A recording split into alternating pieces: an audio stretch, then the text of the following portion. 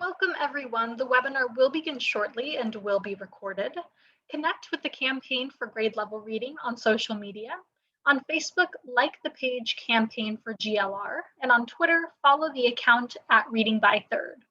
Please use hashtag Learning Tuesdays and tag us to tweet anything you learned from today's webinar, and we will be sure to retweet.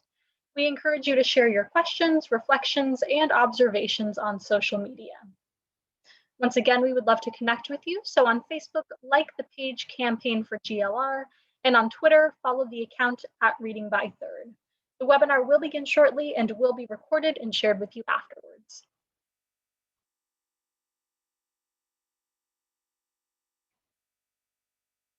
Okay, once again, welcome to today's webinar. My name is Sierra Sanchez, and I will be behind the scenes helping to produce this webinar. I have just a few housekeeping details before we get started. First, we would love for you to introduce yourself, so please use the chat box at the bottom of the screen to share your name, city or state, and your organization. Please be sure to select panelists and attendees so that we all know who is here. All attendees are in listen-only mode, but we encourage your engagement by posting questions in the Q&A box. We will dedicate the last portion of the webinar to respond to the questions you post during the discussion. This webinar is being recorded, and a link to the recording will be emailed on Friday to all who registered. And we are live streaming this webinar on our Facebook Live. All resources that you see shared as links in the chat will be compiled and shared in a follow-up email to all webinar registrants, and materials are accessible on GLR's Community Learning for Impact and Improvement platform, aka CLIP. Please take 30 seconds to create an account if you haven't yet, so that you do not miss the bio, slides, and other materials from today's session. Lastly, we will be posting a brief on-screen evaluation during Q&A and highly encourage you to respond. This helps us with our commitment to continuous improvement.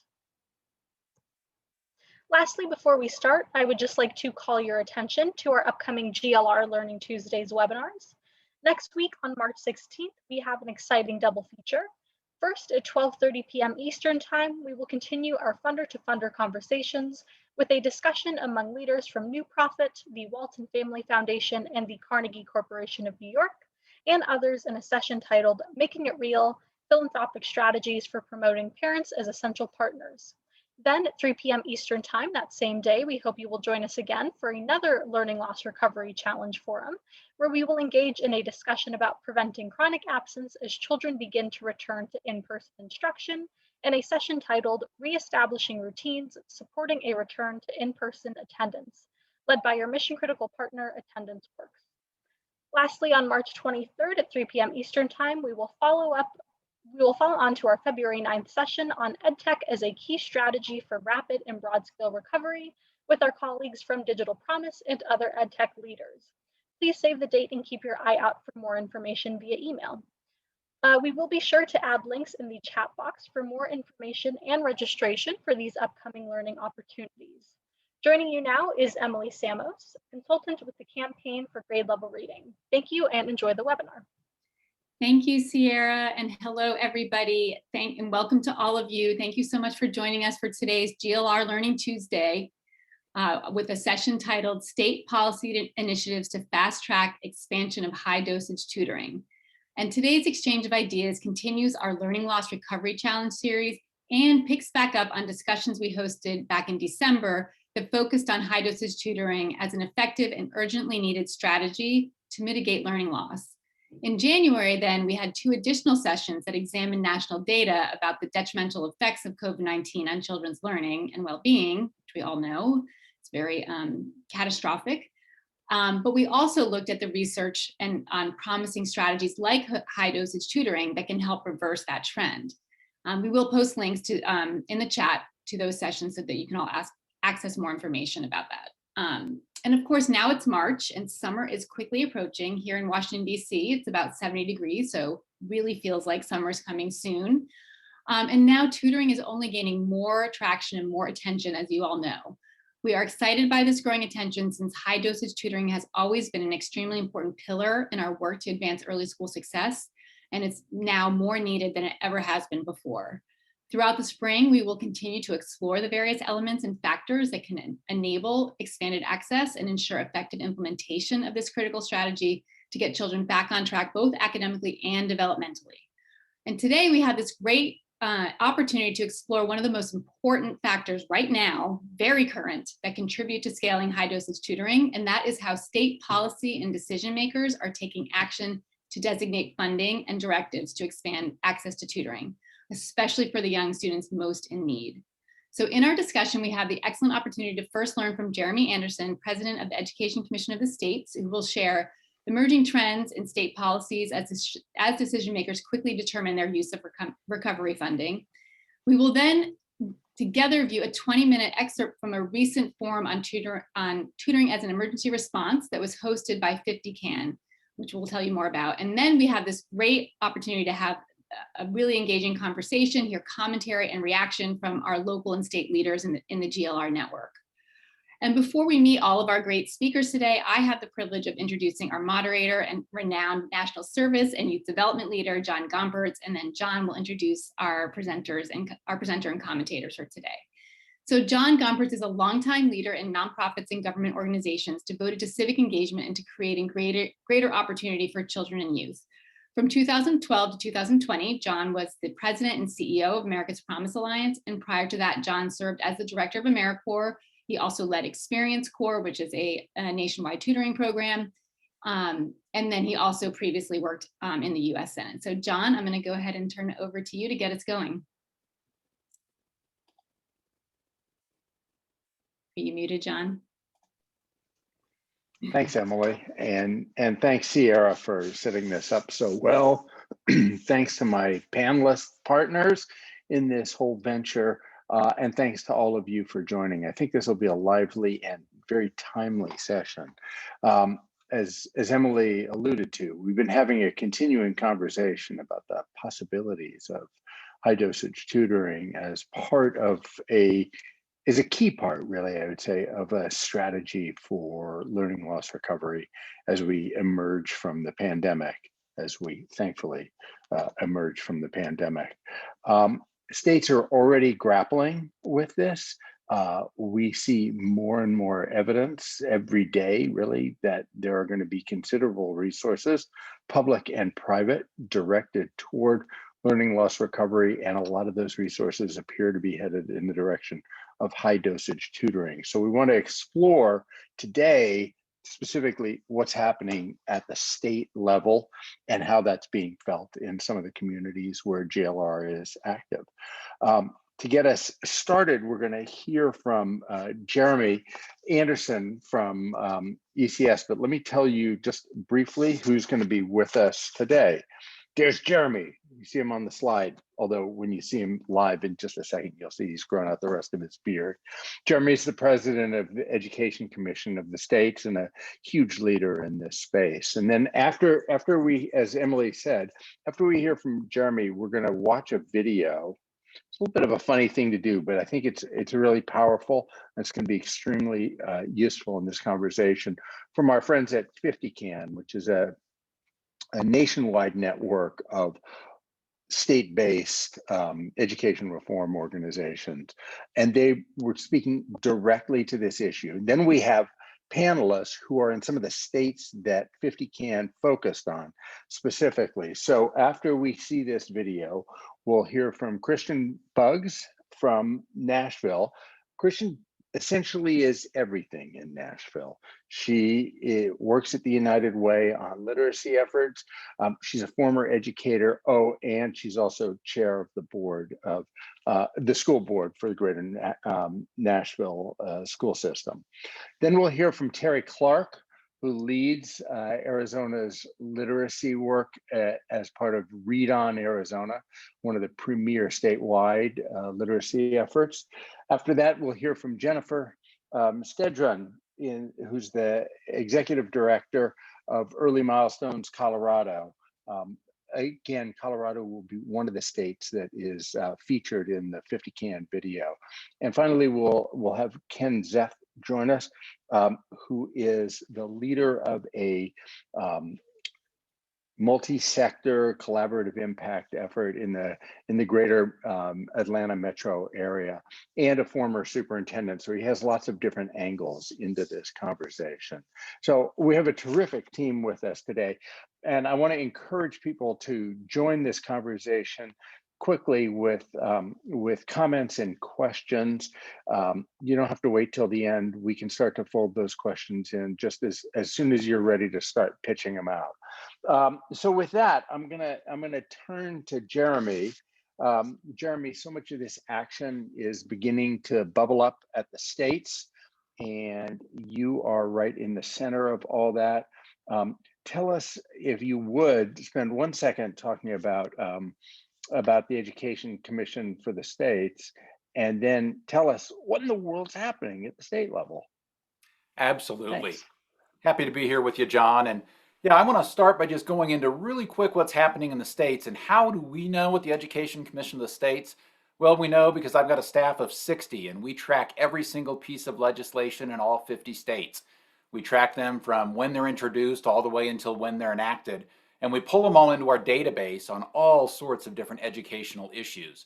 And so we've been tracking a lot. And so if we turn to the next slide, what I want to do for an overview in the next few minutes is highlight some states that are using federal funds creatively from some of the CARES Act, especially focused towards tutoring and high-dosage tutoring. I want to talk about some states that have some interesting trends in legislation and some that have been implemented.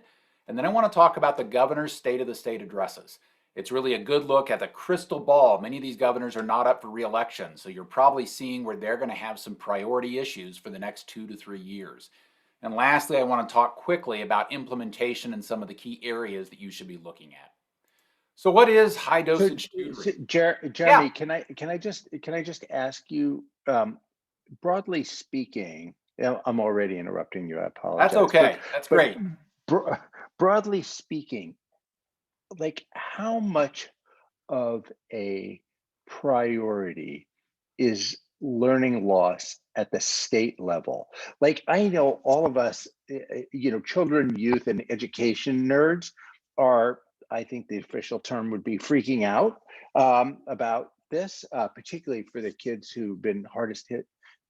But for a more general audience at the state level, what's the temperature around learning loss?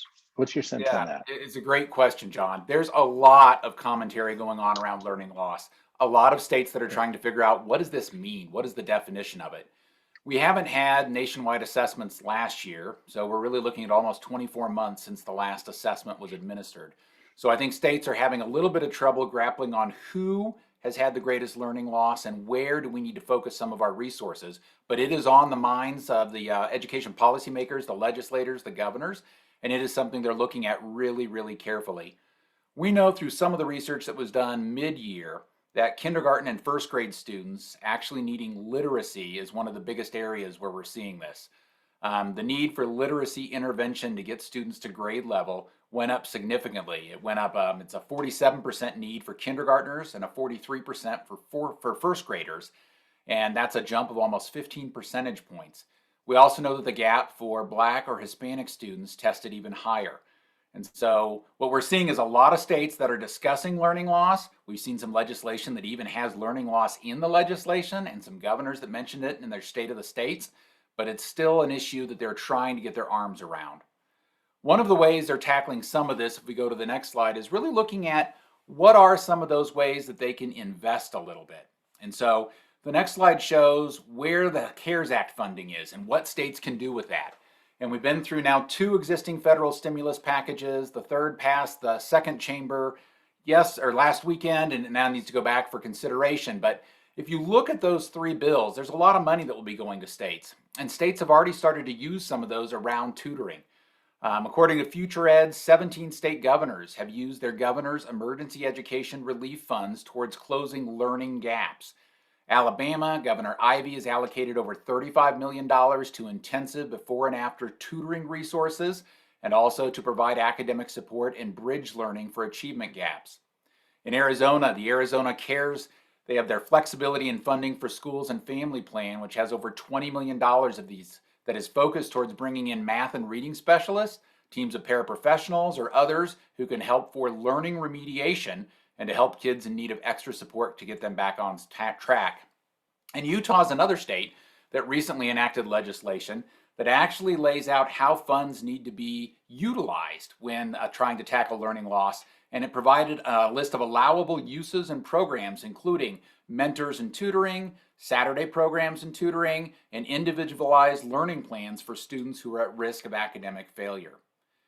One of the things we're seeing as we track all the legislation across the country, and so if you look back to last year in January of 2020, and we can go to the next slide, we're looking at the last 2 legislative sessions. We've already seen 64 bills introduced in the last 14 months that are addressing tutoring in some form or fashion.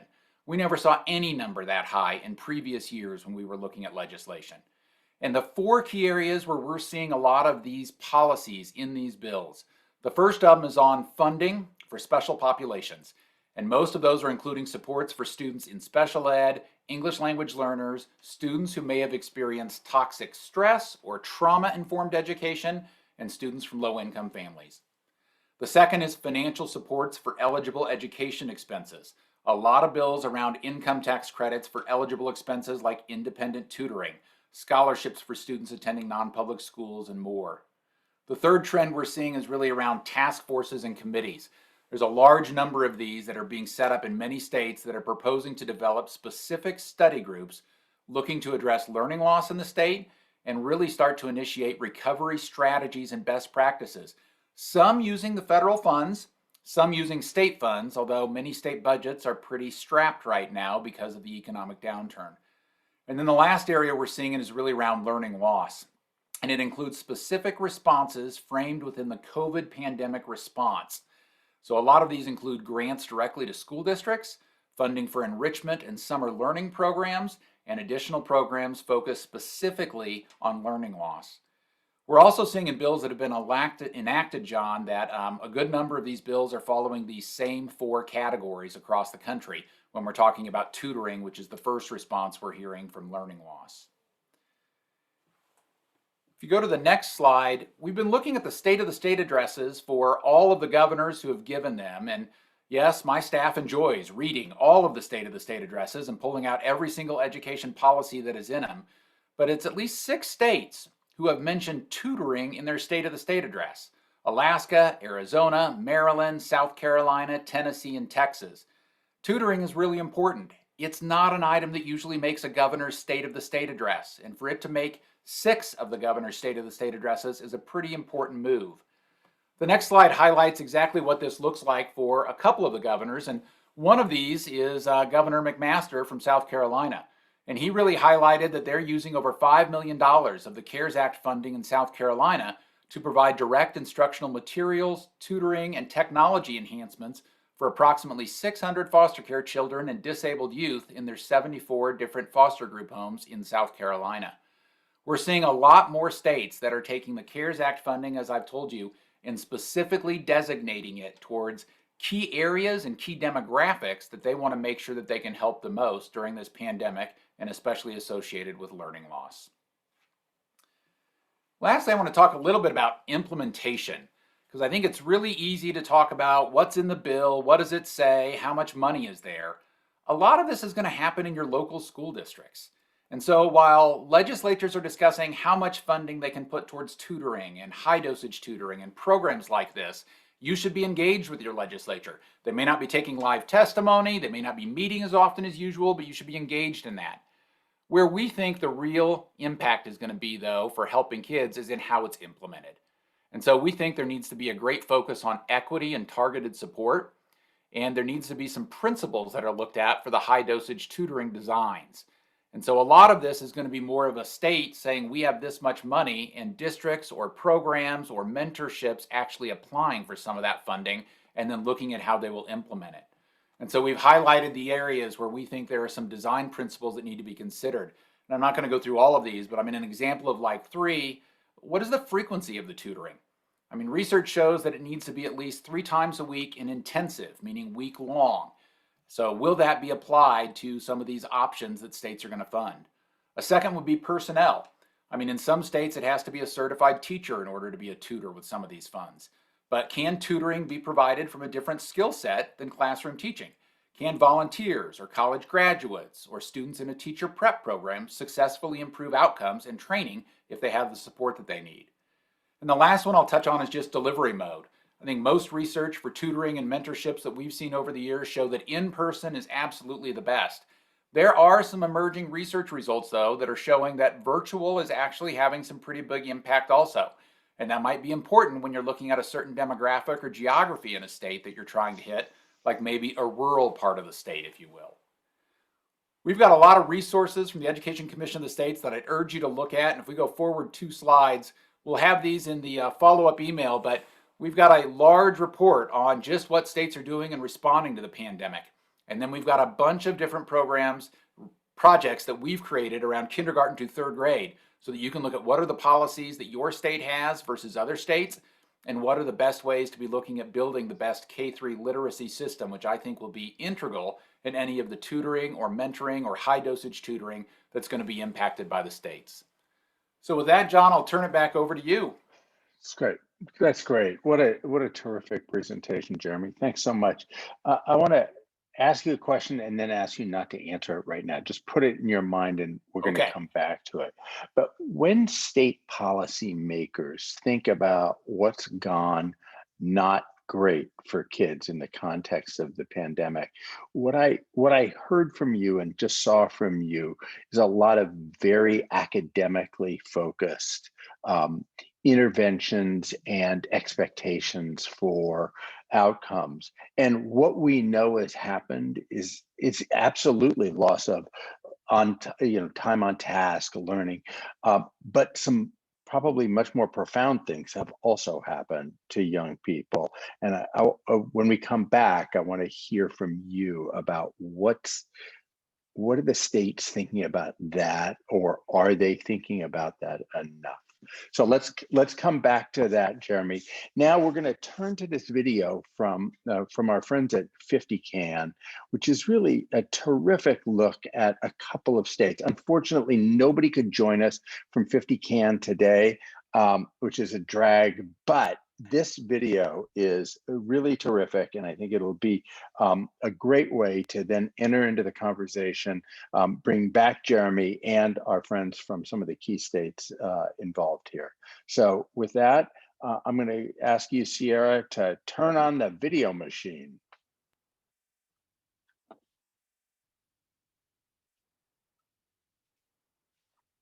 We are not wasting any time in the volunteer state. Right in January, we got right after it and started looking at ways in which we can mitigate learning loss. We're approaching 1 year since we all have had to deal with COVID, with schools closing and kids shifting to virtual learning, and it's been tough for all of us. And so we're Tennessee CAN, we've been just, for nearly about a year, really just looking at ways in which we could weigh in and support parents and families and teachers through this. So our approach has been rooted in 2 themes: provide more supports for kids, and then know where our kids are. And in the 50CAN network, we call that measuring everything. So the current state of learning loss in our state has been pretty striking. So there's been lots of data over the past 9 months just showing how kids have fallen behind. Some districts have released what their student performance data has been, which we were pleased to see that. And then some are kind of keeping that close to the vest, which we do not approve of. But in order to address this learning loss, you need to first acknowledge that there is a problem, that learning loss actually exists. And I mentioned right out the gate, we had a special session to address some of this stuff, and it was important that we did that because kids' lives cannot be put on pause, like the Netflix documentary that a lot of us have been watching during quarantine. So looking at what happened during our special session a few weeks ago, this was strictly to focus on education. There were three bills that for which Tennessee can advocated for, that led by the governor. Senate Bill 7001 focused on accountability to ensure that our spring assessment occurs. Again, going back to knowing where our kids are, ensuring that there's not necessarily ties to the teacher evaluation just for this year. It's hold harmless there, but it's important that we know where our kids are. The other bill was Senate Bill 7003, which focused on literacy. And the third bill, which comes to the key of what we're talking about today, focuses on learning loss. So I do want to note that without having a strong accountability framework, we cannot do all the other things like looking at learning loss, like providing tutoring, if we do not have an intact accountability framework. So we'll continue to defend that. So it was time for to provide some sort of option. Across Tennessee, you have schools with that are in person. You have some schools that have a hybrid. You have some still that are strictly virtual, and we know that some kids have fallen behind. Kids, in most cases, kids who have been behind even before the pandemic occurred, and unfortunately, those are kids whose situations have been exacerbated by this pandemic. A little information on this legislation. So we're looking at over 200,000 eligible students, and then we're looking at an investment of over 120 million, nearly 120 million dollars invest in this from our general fund and from the LEAP grants from our state. The tutors, which will be certified teachers, will receive $1,000 stipend. As far as the instruction goes, 4 combined hours of in-person daily instruction, intervention, and supplemental supports in reading and math, provided 5 days per week. And a lot of times we run into a situation where it takes a while for things to get going. Not in Tennessee. We're going right after it. The summer learning camps, as we call them, start this summer, early summer, for 6 weeks. 6 weeks, grades K through 4, getting right after it. And on the front and back end of each learning camp, there's an assessment, one, to know where kids are, where they start, and then know where they're ending. And so looking forward, through this legislative session and beyond, we'll continue to work through the implementation of this learning loss legislation. Again, ensuring that districts continue to release student data. That's important. We can't know where we're going unless we know where we're starting. So, Tabira Gordon, Executive Director of CONCAN, and this is a wonderful opportunity to kind of talk about something that's happening right now on the ground in Connecticut. So, I want to frame this a little bit to talk about where we are. So, in Connecticut right now, similar to what Victor said in Tennessee, students are not where they need to be. There's a lot of learning loss that has occurred. For example, one of our major cities, Hartford, pre-COVID was on track to pre-COVID, their graduation rates were somewhere around 70%. And right now they're looking at a graduation rate of 44%. So that's a drastic change in what the numbers look like. And tutoring is something that has been tried and true. We all know that this is an intervention that really works for kids. A funny story, when I was in high school, I wasn't doing really good in math, and my mom actually got me a tutor, and that's how I was able to pass math and graduate from high school and end up going on to college. But in Connecticut, once many of our districts were able to actually implement tutoring long before the CARES dollars actually became available. So we're focusing on is equitable access to this really great resource that we know will work for students. And this matters for CONCAN because a lot of the work that we do is about ensuring that all kids in Connecticut have access to a high quality education.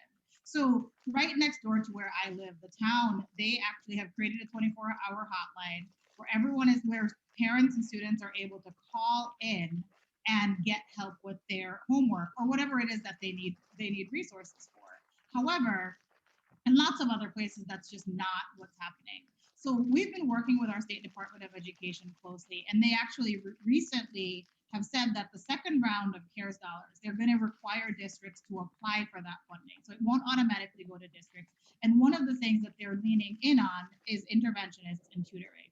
They're not being really prescriptive, but we've been working closely with them to ensure that whatever it is that they're going to do, it is going to have a high impact on students. So this is not about kind of continuing the status quo. This is about really working hard to ensure that, is it a Saturday academy where you have students able to have access to one-on-one tutors or small group instruction to help them make up for reading and literacy and math? Or is it going to be after school work where there's a tutor that's available after school to help students catch up where they need there? So this is kind of a two-pronged approach. We're also working at the legislature to ensure that there's a learning loss mitigation package that is a part of the legislative package that happens this year. But right now, the work that we're doing, it's possible that this money could go to districts as early as this year. So this school year, we're not looking at the end of the legislative session and then into the next school year. We're looking for interventions to happen right now. And the numbers we're looking at is for a city like Hartford that I just mentioned, they'll get roughly $45 million in CARES funding, or they'll have access to that funding. So this is real money right now that can be spent. And we really think that if the money is spent in the right way, this will really have a great impact in lots of our students. And specifically for low-income students who wouldn't have access to these resources on their own. And we really want to make sure that this is intentional interventions and not just looking at what used to work or what didn't work. We have an opportunity right now, as Pastor Phillips said in the beginning, to really be innovative and think about what we can do to make sure that we're reaching kids. And it doesn't need to be in person. That's another thing that we're stressing.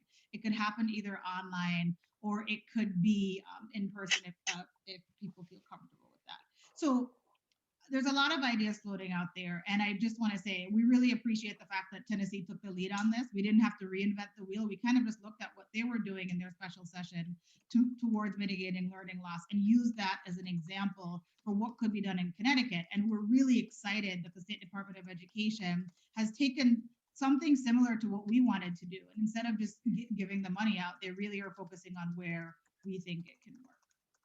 Hello, everybody. Nicholas Martinez, part of the leadership team here in Denver at Transform Education Now. As Mark said, when the pandemic hit, our team kind of jumped into action and started doing what we call wellness check-ins. And so we contacted well over 10,000 families just to check in on how they were doing, making sure that they had the bare necessities. And that included food, shelter, making sure that folks in the home were staying healthy, that they had access to technology. But also kind of checking in on remote learning and making sure that their students and their children were doing okay. And we're, well, I wouldn't say thriving, but we're surviving during the pandemic, especially when it was brand new for all of us. And I think one of the things that continues to be an issue that's brought up is concern about learning loss, which has been mentioned several times already today. And I think families are desperately worried about where their kids are and where their kids' academic progress will be leading to post this this massive disruption that we've all have been living through for the last year.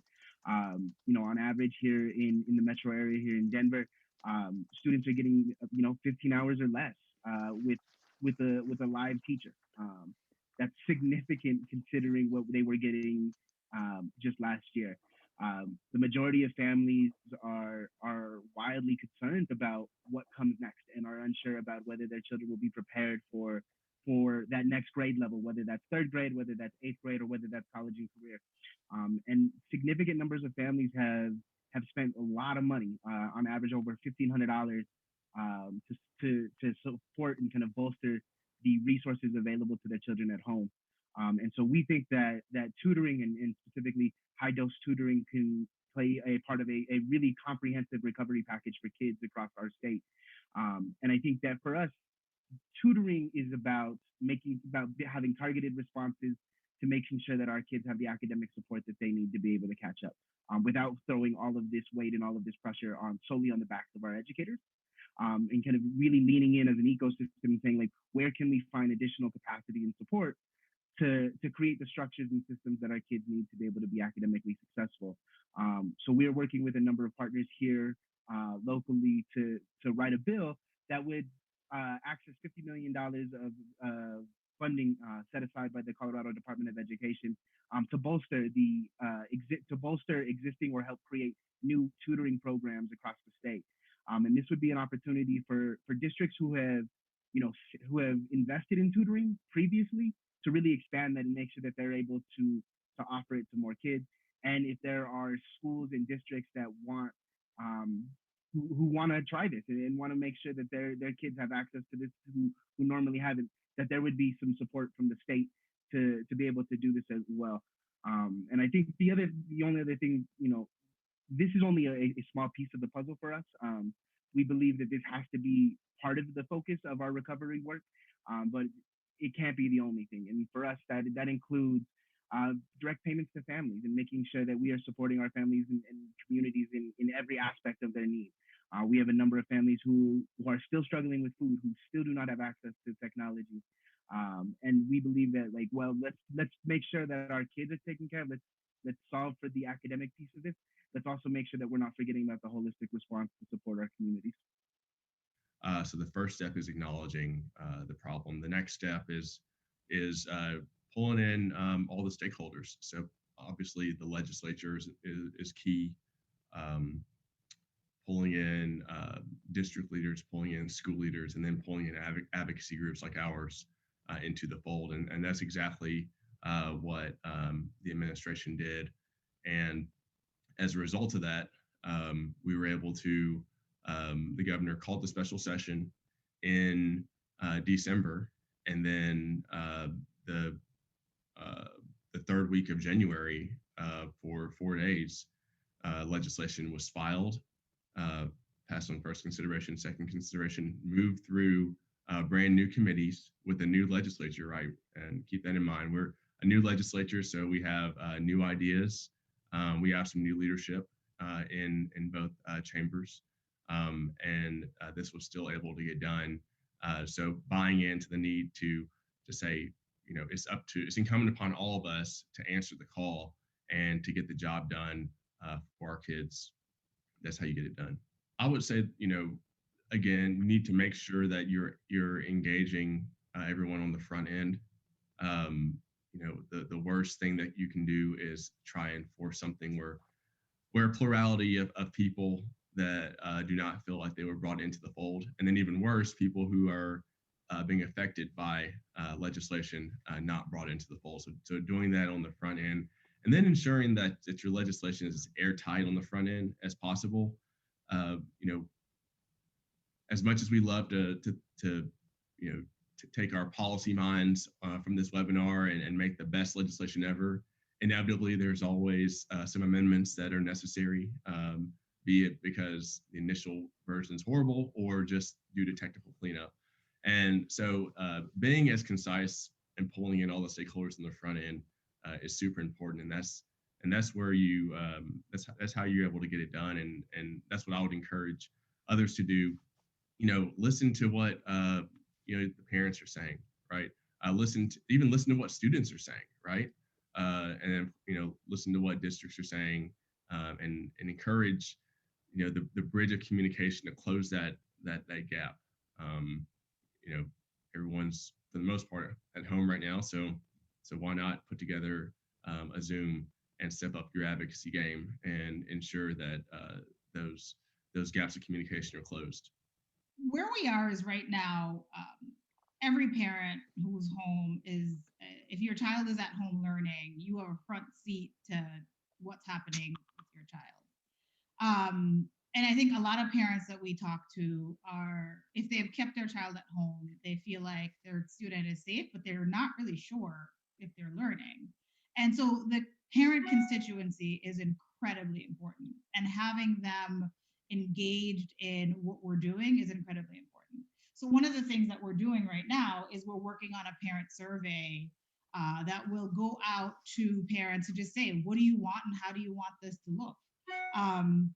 Also, we are the coalition for this work. It's interesting because I think it's not like anything that we've done before because it's kind of like immediate and happening right now. So we haven't necessarily built a large coalition. I know there's a very strong, there is an advocacy out there to not do assessments, but we are partnering with our state Department of Education, who's saying that we should be assessing students to see where they are. So because from our perspective, if you don't do the assessment, you won't be able to know what you're making up for in the end to ensure that, you know, where is the loss so you can measure it, and then we can decide how we're going to step in and mitigate what that loss is. In order for this to work, and we need to really rely on the folks who have been closest to these issues for the longest, and that's families. And I think, as it's been said a couple of times already, families have had a front row seat to their child's education in a way that they've never had before because of this pandemic. And I think they recognize both the need, but also the specific, content. They understand where their kids are falling behind and what it's going to take to catch them up. And I think tutoring can be an opportunity to really kind of provide that targeted support there where our kids need it, and we just need to make sure that we are listening to the folks closest to those problems.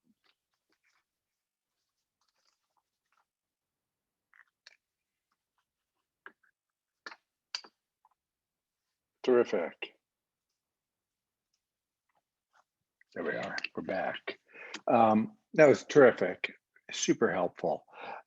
We're now going to turn to our panel, and we just heard from Tennessee, Connecticut, and Colorado, and we're going to hear from Tennessee right now. Just Christian, I'm going to turn to you. You've heard a lot from Jeremy about what's going on across the states, and you heard about Tennessee and Connecticut and Colorado. Just curious from your perspective and the different places you sit, both at the United Way working on the literacy project and at the school board. What do you think? Just give us a little quick snapshot of your reactions. So I'd already seen the video once, but was just taking notes furiously. What do I want to elevate to teachers or to parents or just general community members? There's so many nuggets. First, I would say the reality is that the term learning loss has been really weaponized and polarizing.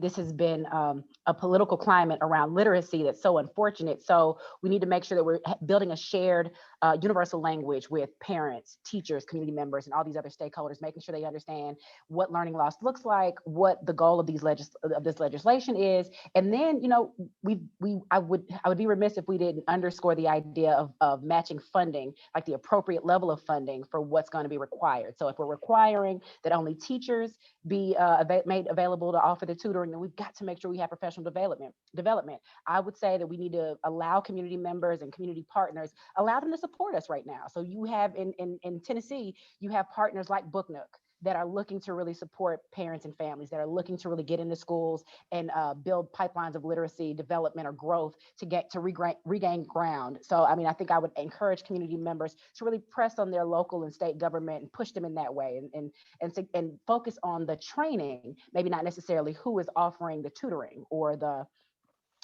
curriculum. I would also want to elevate the idea around investing in public education or investing in children year round.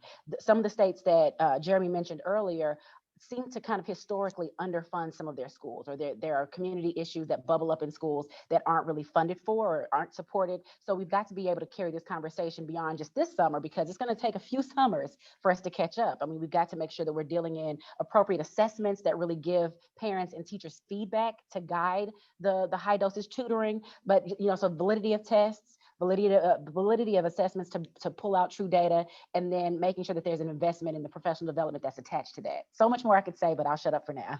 Oof, that was fantastic. Two little things I want to put a pin in, and maybe we'll come back to. This language of learning loss. I have the instinct to, at the same time, let's call a thing a thing. Let's be honest about that. But I'm very concerned about the weaponization and using a deficit-based kind of viewpoint, and then how that plays out with the equity lens. So let's come back and think about that. The other really important thing you said to me was, this is not going to happen in a minute. Like, this was a pretty profound interruption in people's lives. You know, our social life isn't going to get fixed in a minute. All the things that happen to kids aren't going to get fixed in a minute. So we're going to invest a bunch of money, and we should have high expectations, but we should also keep those expectations realistic so we don't feel deflated and defeated when everything doesn't get beautiful in 6 months, because that's really unlikely, particularly with those kids who've had the most profoundly difficult circumstances and experiences.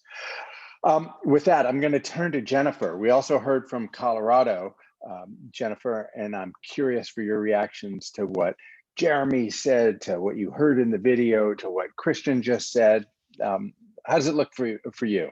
Yeah, great. It's such a rich conversation. And I think I want to start with one of the last things said from Colorado about families having a front row seat to this experience. And I'd actually take that a step further and say families are on the stage along with the kids. So they are intimately co-teaching and experiencing this in a way that they have never done so before. And so what resonated most strongly with me this time is we've got to be listening to those families and understanding what they want. And I wanted to talk a little bit about the partnership we're participating in with Colorado Education Initiative, which really did stem from some work that we've been doing, family surveys across the state and some deeper family interviews. We are on our second round of parent and family surveys since COVID has started.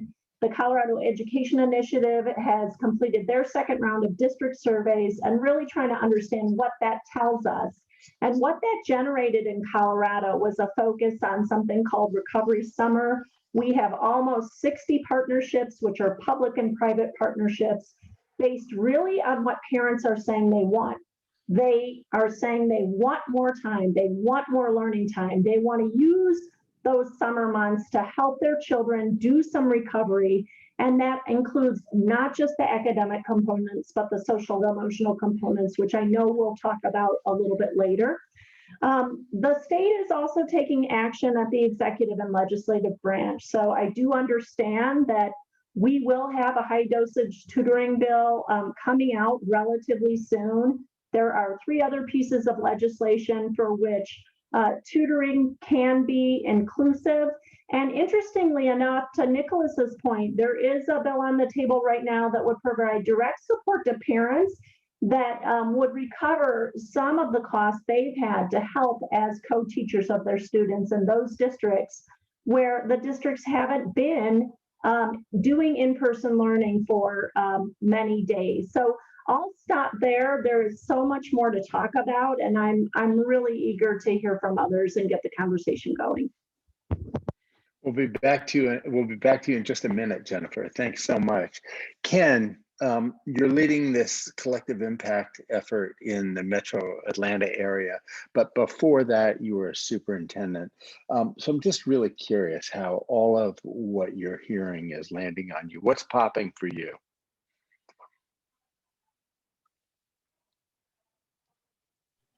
Thanks, John. It's a really exciting conversation. There's a comment in the chat about, is this the science of reading? And we know that this idea of adult interacting with kids is to build language nutrition, which is all what high dosage tutoring is about, is the science of reading. So it is really exciting. In Georgia, the challenge comes down to 2 words: local control. That is the essence of politics in the state capitol. The assembly does not say things like you shall, it says you may, or you should consider. And so it's really going to come down, and Jeremy mentioned this in his talk, about district implementation. What are districts going to do to meet this, to rise to this occasion? And that really where, as local advocates working with districts, so this work articulates with what kids are experiencing in the everyday. The money, the CARES Act money, who knows how much of it's going to flow for programs like this. A lot of it in Georgia is going to backfill budget cuts from the last session. And what we know at the district level is districts can afford to do whatever they want. They just can't do everything they want. And so is this a priority? If it is a priority, how is it going to fit in with the experience that kids are having? We know learning loss is for real, but can we get the human capital right? Can we get this to this program to meet the personalized needs of students? And can we do it at scale this quickly? Those are what gives me a little bit of heartache, is getting the implementation up, getting it to scale, recognizing that districts are working on a lot right now, and taking on another program has to be done thoughtfully and quickly. And so to me, all the energy needs to be focused on districts at the implementation level, because that's where, if we're going to catch students up, it's going to happen in each classroom across Metro Atlanta and really across the country. That's great. That's also a really good transition to Terri, who Terri Clark. There you are, Terri. Thanks for joining. Terri leads Read On Arizona, and you've run this statewide literacy initiative, and what really happens close to the ground is subject to a lot of local control. So I'm curious what your reaction to all of what you've heard is. Thanks, John. So yeah, I think I agree with everything that's been said and brought up. And the way we approach the work here in Arizona is sort of state and local, and they meet, and they're connected. They're not, it's not top down, and it's really a grassroots effort that's informing us at the state level. What comes to mind also is just resiliency. I think we have to get into that mindset. Read On Arizona, for example, had a 10-year plan that was focused on improving early literacy outcomes, and we were making steady progress. And then the pandemic hit. So we had to recognize that we had unprecedented disruptions and challenges early on in the pandemic, and we had to adopt and sort of pivot and really encourage all of our partners to adopt some shared strategic priorities that we were going to focus on. And we prioritized those sort of equitable access to effective early literacy and interventions as our highest priority across the board for all of us. So you had the governor's office, you had our state agencies, our philanthropic partners, our community leaders, really working together to identify resources and opportunities and build on what was working in a multi-pronged, rather innovative approach. Just a few examples is, Governor Ducey, as you heard earlier, prioritized tutoring through Teach for America, $500,000 to establish Ignite fellowships so that core recruits could provide tutoring for our most vulnerable kids. He allocated about $19 million for acceleration academies to help address learning loss in the communities most impacted by COVID. And a lot of that funding can be used for tutoring supports. Our State Department of Ed has a tutoring grant program that supports and provides tutoring resources for struggling K-12 schools. And then we knew it early on that we weren't going to have enough resources, so we collaboratively put an application for a federal grant, and we were awarded a $20 million grant for the Federal Comprehensive Literacy State Development Grant. And we absolutely infused evidence-based tutoring as part of a strategy in that throughout that birth to grade 12 application. And then we're also very lucky in Arizona that we have at the local level some very high quality local tutoring programs with highly trained volunteers. Experience Corps has two national models here. Tempe and Experience Corps Phoenix are both just exemplar programs across the country. For us, they're homegrown here. We just had a third site in Experience Corps Casa Grande get launched. We have a fantastic program down in Tucson called Reading Seeds. It's focused on trained tutors working with kindergarten students. So you get them early and you get it before it is too difficult. And then we have some promising strategies like Read Better, Be Better, which leverages middle school students trained with reading buddies, older reading buddies to help them, younger students with comprehension. But I will say here in Arizona, just leadership has really kind of been exemplar. Governor Ducey continues. He included more money in his executive budget, about $7 million for literacy. We have a number of legislative bills that support our early literacy priorities making their way through this session. And I think Arizona's response has been unique because it has been very coordinated and very collaborative. So I'm inspired by how we've been able to infuse those Expanded access to tutoring services is one of our recovery strategies. I think I agree with everyone. It's not the only strategy in our comprehensive plan and our collaborative approach, but we're getting intentional, we're getting targeted, and we're focused on eliminating that achievement gap in Arizona. And what we see is momentum's building for that. And we're committed to doing what it takes in the long term because it's a marathon. Well, thanks so much, Terri and everyone. I'm going to ask two things right now. One is if all the panelists can turn on their cameras so we can get the Hollywood Squares thing going here and everybody can see everybody. Thank you very much for that. Secondly, I want to put out to the audience, this is supposed to be the part where we're going to have a conversation, and we are, but for folks who are listening, if you have a question or a comment now, stick it in that Q&A box and we'll incorporate it into the conversation now. There's no, you know as much as we do. And so, we want to learn along with you. Jeremy, I want to circle back to you. We started with you and you gave us this overview and then you heard some deep dives and some concerns and some questions and a bunch of enthusiasm. I'm curious your reaction to all that. No, I think it's a great perspective to be able to see all of the different people and kind of where they're seeing this from. I think this is not new for state legislative leaders, but it hasn't had the same priority that it does this year. And so I think it's good that they're taking this seriously and looking for ways to invest. I think when Christian commented that, you know, some of the states that I've mentioned are states that historically may not have invested enough in education, that may be true. A lot of the money that we're seeing is one-time money from the two CARES Acts right now.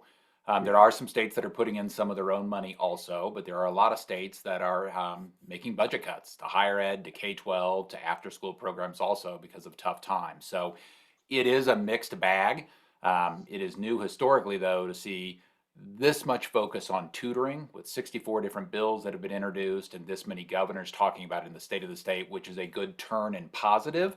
I just hope that it's not a one-time positive and it's an ongoing investment for the future of a lot of these children. So let me ask you, Jeremy, but everyone here, we hear about learning loss and Christian, you mentioned the sort of impact of the term, but all of us, I think, have also been reading and seeing a lot of stuff about what's going on with the mental health and broader well-being of young people. And like when we think about our own kids, we don't think about these things as in different silos. These are all things that are happening to our kids, right? And we deal with them in an integrated fashion. But when we think about policy, hey, that's a different committee or a different line of funding, whatever it is. And I'm just really, I'm really concerned about the extent to which we approach this in sort of categories. Oh, there's the academic stuff and there's the social emotional stuff and there's the actual really scary health, housing, mental health stuff. I wonder how all of you think about all those things coming together and supporting kids. Anybody can start with that. I would just say that we're Christian, seeing a lot of states that are focused on kind of that whole child impact, a lot of mental health legislation, a lot of discussion before COVID on mental health for students and trauma-informed education services. That was a good sign. I think COVID has impacted this to a degree that people don't even understand the severity of it, and especially depending on which geography, which demographic you're looking at, where it may have been more severe or less severe for various reasons. And I think it's going to be really important that we're not just saying, okay, we just need high dosage tutoring, because there's a host of other services that are probably going to have to be pulled in there together. There are some states doing some innovative things though, blowing up state agencies where, you know, mental health was over in the health agency and didn't have anything to do with education, and trying to put them in the same building now so that they're thinking how to use funds together, which is a really positive sign. It shouldn't take a pandemic to do that though. It shouldn't. Christian, I see you nodding your head. And then I'm going to come to you next, Jennifer. I bet you do. There's a lot going on in your head. So first I would say, you know, this categorical approach versus like collective impact work, that's why collective impact work is so very important, that you bring everyone to the table. And I can pick on Victor because I know him here in Tennessee, but you know, when he was listing stakeholders that were engaged, He didn't list teachers and he didn't list parents.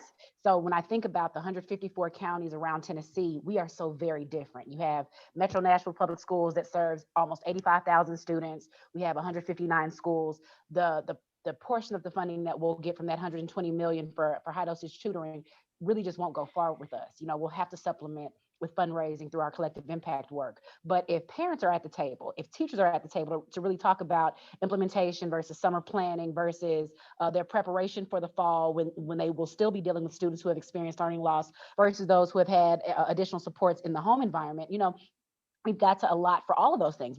But if we don't have legislators or policymakers or stakeholders that are at the table to represent these different ideals, or the idea that across a long state like Tennessee, we have so many rural districts that are small that may only have 1, 2, or even 3 schools versus our larger urban districts. What does that look like for equity amongst all 154 counties? 154 school districts across 95 counties. And so I think that would be another thing that I would encourage the community, or stakeholders out there watching to pay attention to, is how far that funding will get your individual system, how far that will get your individual student, and what you can do in the community to build up better support for, again, I keep referencing an idea like Booknet, just because they train volunteers for us, and so lean on partnerships and encourage your state legislators and state policymakers to allow you to lean on community supports.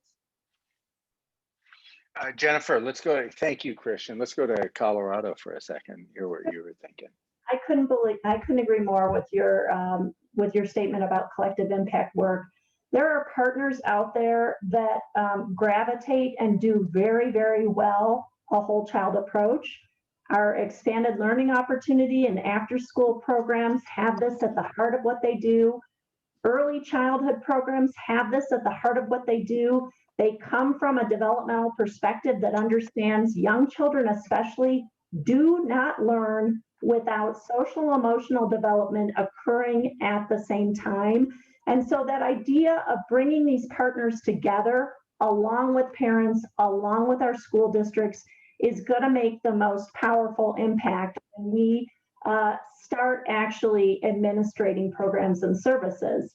As a caution, I'd like to say that those that are working during the summer may not naturally have the connections academically to schools, school districts that they need to have.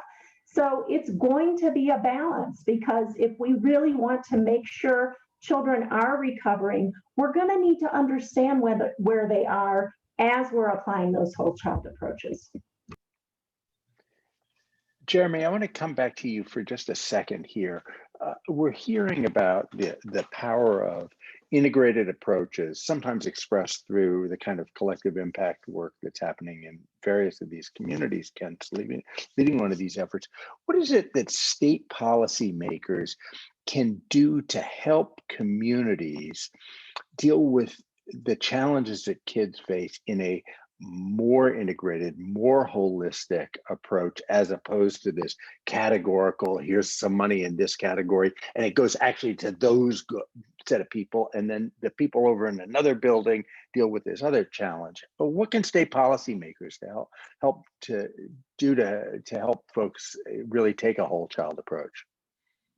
Well, I think the first, and where we've seen some states excel, is on funding. And I don't want to say that just putting money in is the only reason, but that's hard in some local communities to come up with that. So when states can have programs that provide an equitable distribution, it can be very helpful. We've seen a lot of states that are tackling some of these issues. Alaska had a really good report before COVID that they had released on trauma-informed education, and really trying to help educate communities and educate a large number of parents on what are some of the signs that you need to be looking for with your own children or with your children's friends to help see where can some intervention be put in place that can help. I think it's also going to be really hard, and we've just got to be honest. This early learning segment, we have a lot of parents who didn't send their kids to kindergarten this year. I respect that. But we do not have elementary schools that are ready for a kindergarten class next year that is 150% bigger than the normal class. They don't have teachers. They don't have enough class space. And so we are going to have this kind of little bump in the pipeline that's going to have to continue. And we're going to need states thinking about how do we correct this? Because if we don't, I mean, second grade, third grade, fourth grade is going to be almost 50% bigger than any other class. And the schools are currently not built on how to deal with that. that's going to be really important for a lot of these kids to figure out how do we give them the foundation they need to grow. Yeah, interesting.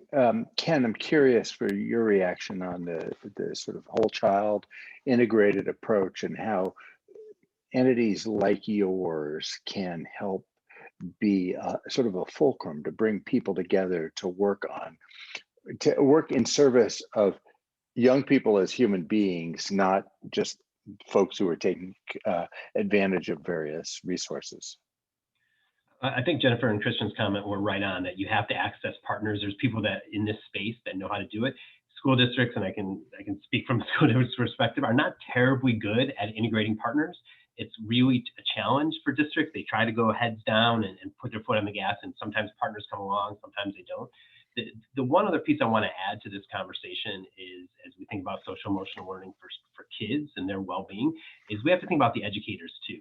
Educators have balanced more than they've ever had to balance before, try to learn a new curriculum, a new level of instruction, not to mention they have their own families and their own economic and well-being to be concerned about. And so, and one of the key pieces that we need to make sure, I think as a community, is that they feel safe. That they feel safe going back into buildings. And I know this is, Christian said the weaponization of learning loss. Well, there's also safety is right there too, right? What does it mean to be safe in your building? How do we live with a non-zero risk? How do we make sure that folks feel safe in their buildings? Because if they don't feel safe, it's going to be hard for them to impart the emotional well-being and the safety to their students. And so that's something I think districts are struggling with. But to advocates out there, work with school districts and just understand that school districts weren't great at these partnerships in the past, and it's even harder now. And so creating a little space for that, of course, to our district partners, now is the time that we can't get there on our own, and we need the support of our community leaders to help accelerate us through this difficult time. Yeah, those are really important points. I want to stick on this human capital point because there was a comment in the chat or in the Q&A that, hey, educate, and there's some research that suggests this. Hey, educators are actually best at doing high dosage tutoring. Strongest results when you use educators as tutors. But Ken, to your point, like, educators are having a particularly hard life right now. And I don't know how many educators are really going to be raising their hands, say, like, hit me with 2 or 3 more hours a day of this stuff. So I think we're going to need some interesting strategies around who is delivering this. The other thing is, I don't think we can create a bunch of really lousy, low-paid jobs for doing really important work and expect great results. That seems like an insane idea. So Terri, I know you have a range of programs going in Arizona, and I'm just wondering where you've seen some of the greatest success and innovations around who's doing this work, the human capital piece. And then I want to go to another.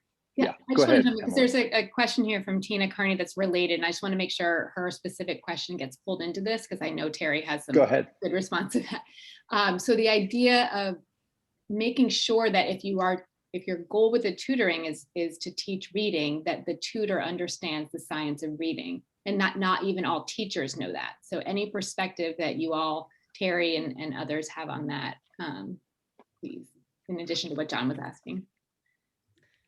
Sure. I mean, in Arizona, we are, and Read on Arizona is a collective impact approach at the state level. So it is all hands on deck at the local, the county, the regional, and the state. And we work with everyone, and we expect everyone to see themselves under our early literacy tent. And because of that, we're thinking about, the kids and the students from birth to 3rd grade and beyond. We're thinking about the parents. We're thinking about the educators. I will say that, we have this multi-pronged approach, but we are leaning into the science of reading. We are trying to build educator capacity there, because we think it's an investment in our educators, and it's going to give them the tools that they need to be successful in the classroom. And for those kids that you just talked about that are coming to them with probably less, early learning experiences, possibly with no kindergarten, So we need to invest in our educators and make sure that they're prepared, as well as our new teachers that are coming in the pipeline. So we're leaning in to educator prep. We're leaning into in the field, investing in professional development to make sure more opportunities for teachers to learn the science of reading. I know that teachers are passionate and they want to have all the tools at their disposal. So I think we can actually make it so that teachers are prepared and we're better at what we're doing, rather than just think about it as we got to find more minutes in the day or days in the school year. Let's just get better at teaching reading with those that are qualified to do it, and then enhance where there's really significant need, enhance that with some high quality, high dosage tutoring with other partners that are able to be trained. And I think that'll get us a long way. And I've seen it be successful in states before the pandemic hit. And Mississippi was one we took a lot of time to really unpack what was driving their success. And we're trying to put that into action, as our response to recovery from COVID. So I hope that helps. It does help. Thanks. One of the things that you mentioned, Terri, really triggers for me one of the biggest areas of concern, which is, look, I would say that just about any young person that we can think of would benefit from high quality, high dosage tutoring. It's a good intervention. We are most concerned about the kids who have been hit the hardest with this pandemic, have had the most difficult circumstances, and are hardest to reach often, hardest to reach even logistically, whether they live in an isolated community in an urban setting or in a rural setting. So what do we do there's a lot of resources headed this direction, and I fear that we could spend a lot of time designing really good programs and finding, recruiting, and training the right people to do this work, and then that finding and retaining the right young people who can get the greatest benefit out of this, and about who are probably most at risk educationally and otherwise right now. So I'm really curious how we think about these issues of equity. Anybody? Go ahead, Terri. Because you've just described my nightmare. Like, that is my worst case scenario. And that's what we spend a lot of time thinking about. It isn't just about designing the right program and making sure that they're sort of the build it and they will come. We have to know the data. We spent a lot of time during COVID looking at the data on a daily basis and getting really good at saying where those communities were that were most impacted, where those struggling readers are, so that every resource and opportunity, whether it was our federal grant or the CARES dollars or the future dollars that are coming, can leverage that data and understanding and make sure that those responses and those interventions are getting to those kids that most need them. Because that doesn't do us any good. It really is an equity, not an equality kind of, situation. And we have to get smart about that. And it takes a little effort. We were lucky that, again, ReadOn has invested a lot in our data center. So we had access to a lot of data that was helpful to inform state partners, local partners, about where to focus those interventions, where to put those resources, because they're limited, and we have to be smart about it. Yeah, I would just add, John, I think Terri's exactly right, that we have to know which kids need help. And because we're not, our standardized testing regime is we've been pumping the brakes. And so, that's another conversation, if that's the right move. Certainly this year, it sounds like it's going to happen some way or another, but districts need to know where kids are on diagnostic assessments and then build individualized plans. It's not enough to offer a plan. We have to be absolutely intentional, because if we just offer, we know which kids are going to come and which kids aren't going to come. And so we have to it's not enough to sit on the sidelines and say the program's available. It's going to require an intentionality that we don't often see when we offer resources, and districts that have to feel this charge deeply from their leadership, from school boards, from their district leaders in order to execute that, to make it truly. How can we support schools, but also other agencies? I mean, Ken, you talked about diagnostics, so we know where kids are educationally. There are a fair number of kids who we actually need to know where they are, period, end of sentence. And a lot of those kids are in really tenuous, difficult situations, falling behind in all kinds of ways, including but not limited to education. What do we do to find, to make sure that we devote enough resources to finding those kids, then creating experiences that will attract and retain them, so that this doesn't actually end up inadvertently, just what Terri suggested, actually driving inequity, rather than closing gaps. Reactions to that? I mean, how do we go about really tackling this equity question in a serious way? Jennifer, what's your thought on that? I don't have any tried and true ideas, unfortunately, but I do think there are, again, community partners that have connections to families and children that your traditional school district setup may not. So in Colorado, I would point to our family resource centers that are central for all sorts of assistance for families, but really take an approach of whole family and whole well-being in such a way that they can make great connections. We have home visiting programs, usually obviously geared to the youngest children and families, but often those families have older children, older cousins, siblings, etc. And they are very good at outreach to some families that are traditionally not in those traditional pipelines of camps and YMCAs. And then this is another reason why mental health and partnering with mental health supports and services is so very important, because we know that there might be situations in which children are reaching out for those supports and services, and they can be a connection to some of these tutoring programs and other whole child programs. Those would be 3 ideas. And then my 4th one is about time. We're very focused on summer in Colorado. I know very many other states are as well. That's important, but let's take an understanding that some of this, and for some children, it's going to take a long time to make those connections. And so let's not set a deadline of Labor Day for this all to be done, but understand that we can use the entire school year to continue to search and support.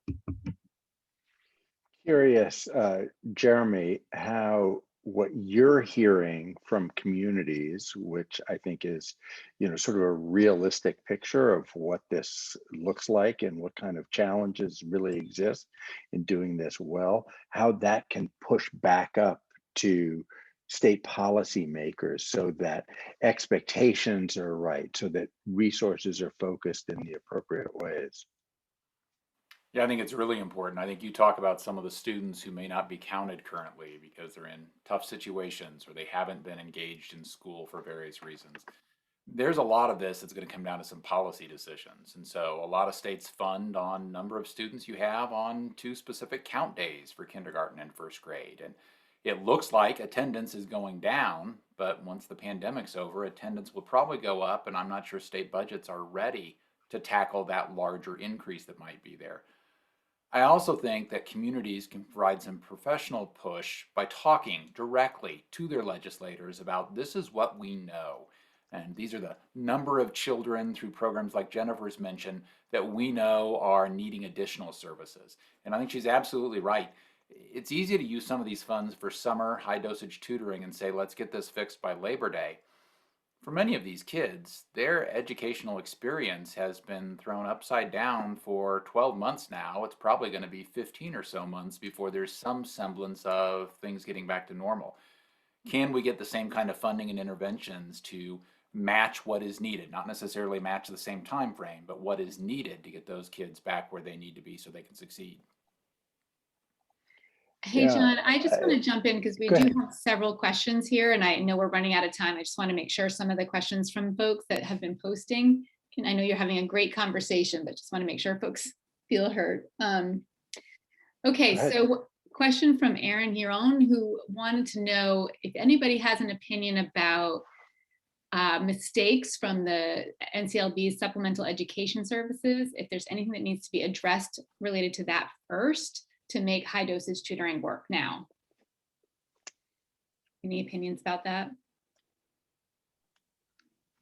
I have some kind of existential thoughts that I could offer, but first, let me be the reminder to go ahead and plug up your computer if you have not. I just mine just succumbed to a dead battery. But very quickly, I would say, you know, I would ask the community to kind of change our perspective in the way that we view childcare, the way we view children in education, especially in those early grades or those early ages, because we tend to look at schools or daycares as the place where all problems should be solved, instead of seeing these as community issues, or schools and daycares being where community issues bubble up.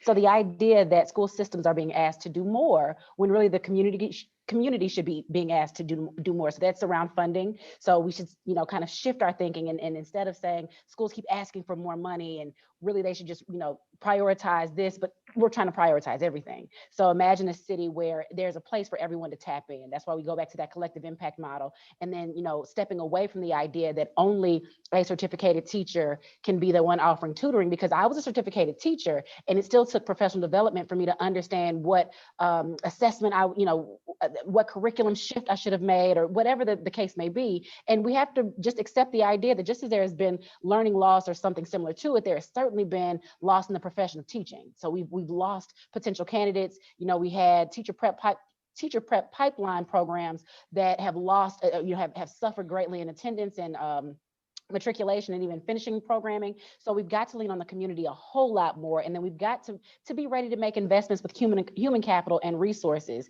So I think that taps into that No Child Left Behind and kind of the remnants of this separatism in the profession around how we view education and how we view educators.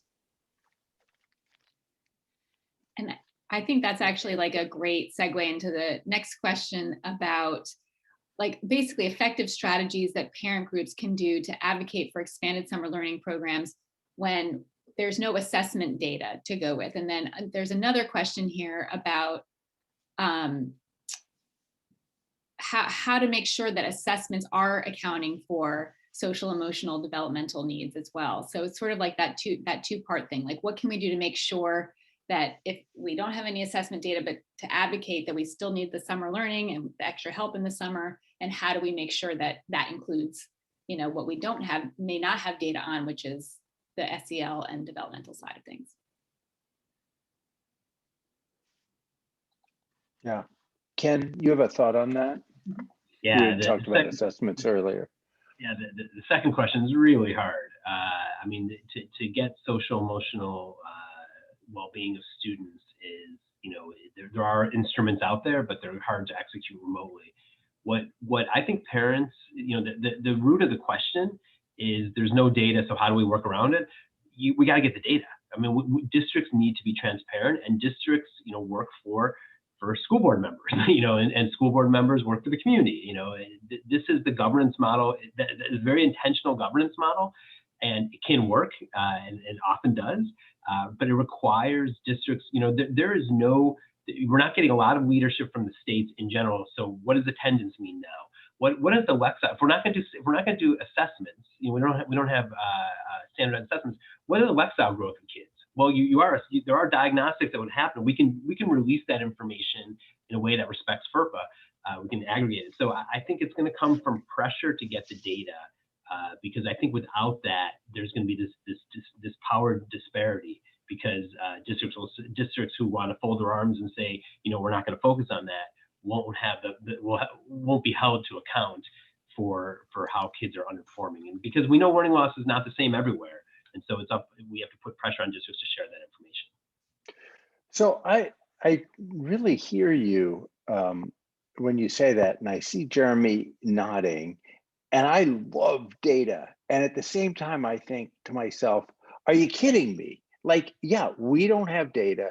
Kids haven't been in schools and everybody knows what's going on. There's not a mystery. Like kids largely haven't been in school for a year. And if you have a broad definition of learning, including all the social, emotional, and cognitive, as well as the academic progress, we know that there's been a setback. We know, and we have resources coming to respond to that. So I hope I want the data, and at the same time, I don't want to get hung up on some technical argument about how we should deploy resources. I'm curious I could be wrong. That happens all the time, believe me. So if I'm wrong about that, I want to hear that, but I'm curious how you think about this role of data, and there are a bunch of questions in the box about that. We also just stuck up the poll. So while you listen to people talk about data or no data or what kind of data, also please fill out this poll because it really helps us improve these sessions going forward. Terri, I saw you nodding, and Jeremy, it looked like you wanted to add something about the data. So Terri and then Jeremy, please. Thanks, John. Yeah, I think our approach is use the data you have access to. And we, again, have been lucky, and we were building data tools before COVID that sort of democratized access to data so that you were as informed as you could be. And I think we're encouraging districts and LEAs and charters and our community partners, frankly, that are doing good work with other interventions outside of the classroom, use data however you can, but absolutely to your point, John, don't let it hang you up, because we just need to track from now on how kids are making progress. How are we moving them? We don't need to go back and really understand deeply how much they've either lost but where are they coming into us at, and how are we moving them in whatever strategy and setting they're in, classroom, summer program, after school program, community program. We just need to know. And I'll say there's a question here, which I feel like is we don't have nearly enough time for this, but there's this question around, are any states considering the holdback policies? And, I know the campaign has done a lot of work around, smart policies for advancing students in third grade, but everything we're talking about, data, lack of data, any quick response to that? Because I feel like that could just open up a huge conversation. Any quick responses to any ideas around? Yeah, Jeremy, go ahead. Emily, I would just say data is really important if you're going to be doing this in an equitable fashion. Mm-hmm. We just need to take the data we have and move. I agree with you 100%, Terri, but that data helps us with limited resources. Even though it's federal funds and state funds, they're limited to use it the best way. The notion of, is anybody considering, everybody just starts the same grade they were in last year over again? Yeah, there's a lot of discussion we've heard on that. There's hardly any action on policies, and I mean bills or any initiatives. And part of it is a school district isn't set up, again, to have 2 third grade classes. And so you just end up bottling up an entire year. And so I'm not saying that's the right answer, but it is a humongous hurdle for school districts to be able to accommodate a third grade class that's now double the size that it ever was. Of course. The fiscal impact, the fiscal note is what our legislators have already shaken their head at. There's no way we could add a 13th grade without, our budgets are already very different than they looked a year ago. And I understand those parents and teachers that are saying, why does it always come back to money? Unfortunately, it's because, if we're going to have trained teachers, if we're going to have training, if we're going to have curriculum books, access to technology, those things unfortunately do cost. And so we can't dismiss it, which is why collective impact is so important. If everyone shares a piece of the pie and pays just a little bit, we'll all be better for it. That's awesome. That's awesome. Emily, I see we're at time. I think I'm supposed to turn this back to you right now. Well, I just want to say thanks. Yeah. Oh, no, sorry, Ron. There's one more issue that I know I want to make sure we see if we can take a minute to address it, because it's such an important question here around, the specific question is around, are there any new policies related to work study for college students to be tutors? But I think that that's something that we need to make sure we continue to bring into the discussion around tutoring is, partnerships with colleges and universities, partnerships with higher education. So any quick reactions to that, I'd love to hear your thoughts, especially Jeremy, if you're aware of new policies around that. A lot of states that are allowing students in teacher prep programs to have entire days off a week to go into elementary schools and help with some of this. not a whole lot of funding yet if you're talking work study, but there are a lot of states that are especially focusing teacher prep programs. And in Colorado, we have a short list of barriers and opportunities, and this is on our list to address. Yeah, that's great. And then since we have 2 minutes, one last question. I know you asked a question specifically about what more states can do, but what about local school boards? What's the best role for local school boards in ensuring equity without being micromanagers? Any thoughts on that? Yeah, go ahead. My perspective is just that it requires intentionality, that if that inertia and gravity will pull you towards equality. It's easier to explain, it's easier to manage, and without making it very clear of what the values are and what is, to me, it comes back to data and I agree with you. I agree with John's point. Like we can't let analysis paralysis take over. But to Jeremy's point, let's use data that we have. Data districts have, online, there's data that's out there, using that to drive decisions, but it has to be a commitment and intentionality to making sure that the kids that have been most impacted are most served during this recovery. Well, I will close this out because I know we're like at 1 minute. So John, thank you so much for your brilliant moderation and facilitation. Jeremy, thank you for that really informative presentation. Thank you to 50 Can, although they're not here, but for their letting us share their great forum. And to all of you all, Ken and Terri and Jennifer and Christian, who I think might have dropped off again. But thank you all for that great discussion, great conversation. And we do hope that you all will join us again next week. And we'll probably putting that slide back up. But we've got a great double header next week. So we have a funder to funder conversation and then another GLR Learning Tuesday Learning Loss Recovery Challenge session focused on attendance now that we're returning to school. And then the week after, another session focused on education technology. So thank you everybody for your time today. We're so glad that you joined us and we hope that you'll be with us again. Thanks again.